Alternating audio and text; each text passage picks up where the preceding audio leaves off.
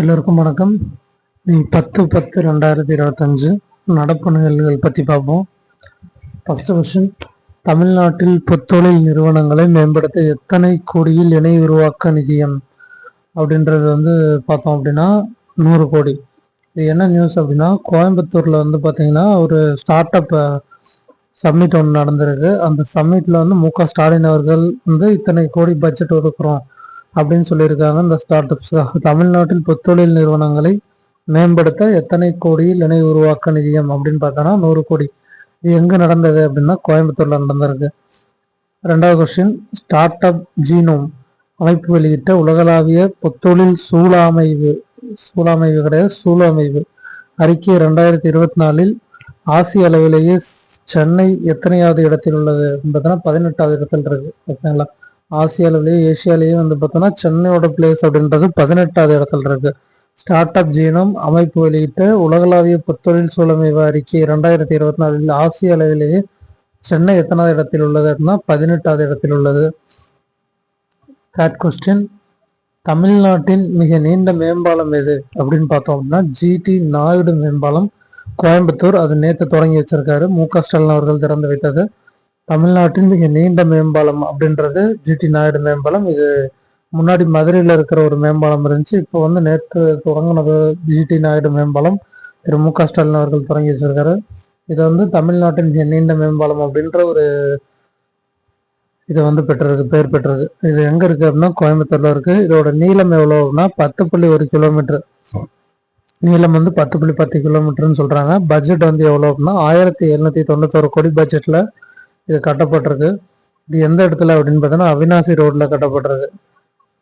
இது எந்தெந்த இடத்துக்கு இடையில் பட்டது அப்படின்னு பார்த்தோன்னா, இந்த பாலம் எந்த இடத்துல தொடங்கி எந்த இடத்துல முடியுதுன்னா கோல்டு வின்ஸ் அப்படின்ற இடத்துல தொடங்கி உப்பிலிப்பாளையம் சிக்னல்ல முடியுது. இதனால போக்குவரத்து அவினாசி ரோட்ல ரொம்ப ஃப்ரீயா இருக்கு அப்படின்னு சொல்லிட்டு மக்கள் சொன்னாங்கன்னு நியூஸ்ல போட்டிருக்காங்க.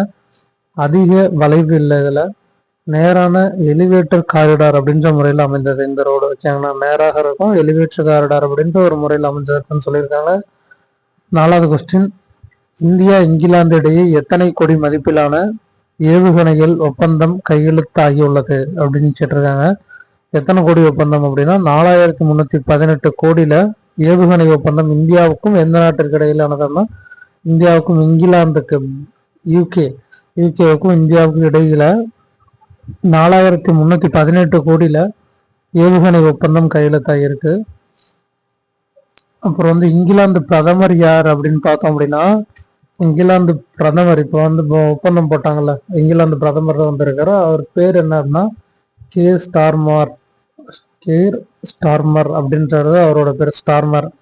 இங்கிலாந்து பிரதமர் யார் அப்படின்றதுனா கேர் ஸ்டார்மர் அப்படின்றது. இங்கிலாந்தின் எத்தனை பல்கலைக்கழகங்கள் தங்கள் வளாகங்களை இந்தியாவில் அமைக்க உள்ளன அப்படின்னு பார்த்தோம்னா 9 பல்கலைக்கழகங்கள் தங்களுடைய வளாகங்களை இந்தியாவில் அமைக்கப்பட உள்ளது. இங்கிலாந்துல யூனிவர்சிட்டி இருக்குன்னா அதோட பிரான்ச் இங்க இந்தியாவில் கொண்டு வராங்க. அது எத்தனை பிரான்ச் கொண்டு வராங்க, எத்தனை வளாகங்கள் அமைக்கப்பட உள்ளது அப்படின்னா 9 பல்கலைக்கழகங்கள் பல்கலைக்கழக வளாகங்கள் இங்கு அமைக்கப்பட உள்ளது.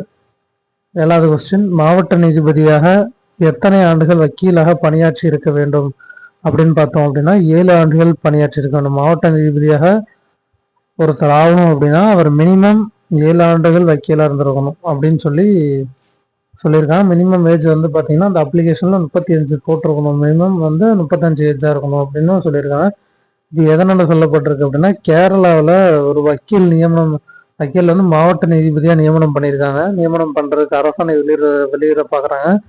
இந்த அரசாணை வர்றதுக்கு முன்னாடி தான் நோட்டீஸ் பண்றாங்க. என்னன்னா அவர் 7 ஆண்டுகள் வக்கீலா எக்ஸ்பீரியன்ஸே இல்லை அவருக்கு அப்படின்னு தெரிய வருது. அதுக்கப்புறம் உச்சநீதிமன்ற நீதிபதி கவாய் அவர்கள் இந்த அரசாணை வெளியிட்டிருக்காங்க. மினிமம் ஒரு 5 பேர் கொண்ட ஒரு அமர்வு ஏற்படுத்துறாங்க. அந்த அமர்வுல இந்த முடிவுக்கு வராங்க. 7 ஆண்டுகள் வக்கீலா இருந்திருக்கணும். மினிமம் ஏஜ் 35 அப்படின்னு சொல்றாங்க. மினிமம் ஏஜ் 35, 7 ஆண்டுகள் எக்ஸ்பீரியன்ஸ் இருக்கணும் அப்படின்னு சொல்லியிருக்காங்க. மாவட்ட நீதிபதி ஆகணும் அப்படின்னா கேரளால இந்த இன்சிடென்ட் நடந்திருக்கு. பெண்களுக்கு மாதவிடாய் காலத்துல விடுமுறை அளித்த மாநிலம் எது அப்படின்னு பார்த்தோன்னா கர்நாடகா. இது கொஞ்சம் மிஸ்டேக்கா இருக்கு. பெண்களுக்கு மாதவிடாய் காலத்துல மா இந்த விடுப்பளித்த மாநிலம் எது பார்த்தீங்கன்னா கர்நாடகா. கர்நாடகாவில் கவர்மெண்ட் மட்டும் இல்லை, கவர்மெண்ட் இல்லாத பிரைவேட் செக்டர்ஸாக இருந்தாலுமே அங்கே வந்து 12 நாட்கள், எத்தனை நாட்கள் அப்படின்னா 12 நாட்கள் வந்து விடுமுறை அளிக்கிறாங்க. ஒரு வருடத்துக்கு 12 நாட்கள் வந்து பார்த்தோம்னா மாதவிடாய் காலத்தில் பெண்கள் விடுமுறை எடுத்துக்கலாம், ஊதியத்துடன் கூடிய விடுமுறை எடுத்துக்கலாம் அப்படின்னு சொல்லி கர்நாடகாவில் இந்த விடுப்பு அளிக்கிறாங்க. இது வந்து கர்நாடகாவோட சிஎம் யார் என்பதுனா சித்தாராமையா. அவர் வந்து எந்த கட்சியை சேர்ந்தார் அப்படின்னா காங்கிரஸ் கட்சியை சேர்ந்தார். காங்கிரஸ் தான் ஆட்சியில் இருக்கு சித்தாராமையா அவர்கள். ஓகேங்களா. So next question, Velammal cricket மைதானம் எங்குள்ளது? வேலம்மாள் கிரிக்கெட் மைதானம் அப்படின்றது மதுரையில் இருக்கு. இது 325 கோடி செலவில் கட்டப்பட்டிருக்கு. இது தமிழ்நாட்டோட 2வது சர்வதேச மைதானத்தில் 2வது இடத்துல இருக்குது வேலம்மாள் கிரிக்கெட் மைதானம். இது தோனி அவர்கள் வந்து நேற்று தொடங்கி வச்சிருக்காங்க. நேற்று தான் வந்து ஓப்பன் பண்ணி வச்சிருக்காரு. ஒரு 6 பாலும் அடிச்சிருக்காரு அப்படின்லாம் சொல்றாங்க. வேலம்மாள் கிரிக்கெட் மைதானம் எங்குள்ளது அப்படின்னா மதுரையில் தொடங்கப்பட்டிருக்கு. நல்லா நான் வச்சுக்கணும், மதுரை. சர்வதேச அளவில் 2வது மைதானம் தமிழ்நாட்டில் எங்கே இருக்குது அப்படின்னா மதுரையில் தான் இருக்குது. அதுவும் இதுதான். ஓகேங்களா. 325 கோடி பட்ஜெட்டில் கட்டப்பட்டிருக்கு. 10வது கொஸ்டின், இலக்கியத்திற்கான நோபல் பரிசை பெற்றது யார் அப்படின்னு பார்த்தோன்னா லோஸ்லோ கிராஸ்னா ஹார்காய், ஹங்கேரி நாட்டை சேர்ந்தவர். இலக்கியத்திற்கான நோபல் பரிசு கொடுத்துருக்காங்க. அந்த இலக்கியத்திற்கான நோபல் பரிசு பெற்றவர் யாருன்னு கேட்பாங்க, லோஸ்லோ கிராஸ்னா ஹார்காய் அப்படின்ற ஃபுல் நேம். லோஸ்லோ கிராஸ்னா ஹார்காய், ஒரு ஹங்கேரி நாட்டை சேர்ந்தவர். ஓகேங்களா. இலக்கியத்திற்கான நோபல் பரிசு இன்னைக்கு வெள்ளிக்கிழமை அமைதிக்கான நோபல் பரிசும் கொடுத்துருவாங்க. நாளைக்கு அது நியூஸ்ல வந்துடும். இலக்கியத்திற்கான நோபல் பரிசு பெற்றது யார் அப்படின்னு பார்த்தோன்னா லோஸ்லோ கிராஸ்னா ஹார்காய், ஹங்கேரி நாட்டை சேர்ந்தவர். ஒரு டைம் ரிப்பீட் பார்த்துடலாம்.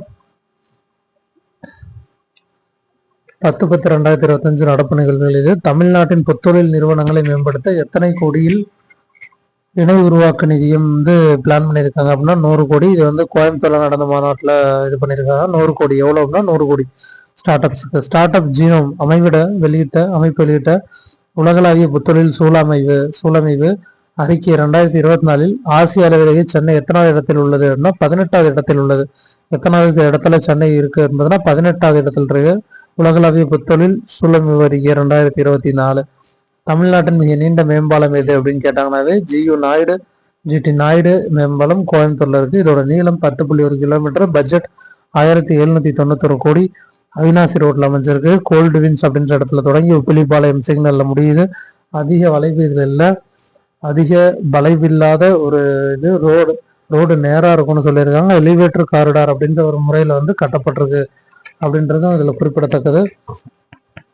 அப்புறம் வந்து பார்த்தோம் அப்படின்னா ஒரு நிமிஷம், இந்தியாவில் இங்கிலாந்து இடையே எத்தனை கோடி மதிப்பிலான ஒப்பந்தம் கையெழுத்தாயிருக்கு, ஏவுகணை ஒப்பந்தம் கையெழுத்தாயிருக்கு அப்படின்னா 4318 கோடி பட்ஜெட்ல வந்து ஏவுகணை ஒப்பந்தம் கையெழுத்தாயிருக்கு. 4318 கோடி பட்ஜெட்ல எவ்வளவு பட்ஜெட் அப்படின்னா 4318 கோடி 4318 கோடியில வந்து பார்த்தோன்னா பட்ஜெட் வந்து கையெழுத்தாயிருக்கு. இந்த ஒப்பந்தம் கையெழுத்தாயிருக்கு. இந்தியாவுக்கும் இங்கிலாந்துக்கு இடையிலானது இந்தியா இங்கிலாந்து ஒப்பந்தம், ஏவுகணை ஒப்பந்தம் 4318 கோடி.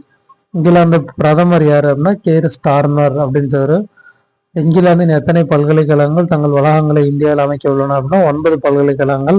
மாவட்ட நீதிபதியாக எத்தனை ஆண்டுகள் வக்கீலாக பணியாற்றி இருக்க வேண்டும் என்பதுனா 7 ஆண்டுகள், 35 வயசு மினிமம். பெண்களுக்கு மாதவிடாய் விடுமுறை அளித்த மாநிலம் எது அப்படின்னா கர்நாடகா. வேலம்மாள் கிரிக்கெட் மைதானம் எங்குள்ளது அப்படின்னா மதுரை. இலக்கியத்திற்கான நோபல் பரிசை பெற்றது யார் அப்படின்னா லோஸ்லோ கிராஸ்னா ஹார்காய், ஹங்கேரி நாட்டை சேர்ந்தவர். அவ்வளோதான் இன்னைக்கு ஆனது முடிஞ்சு. நாளைக்கு பார்ப்போம். நன்றி, வணக்கம்.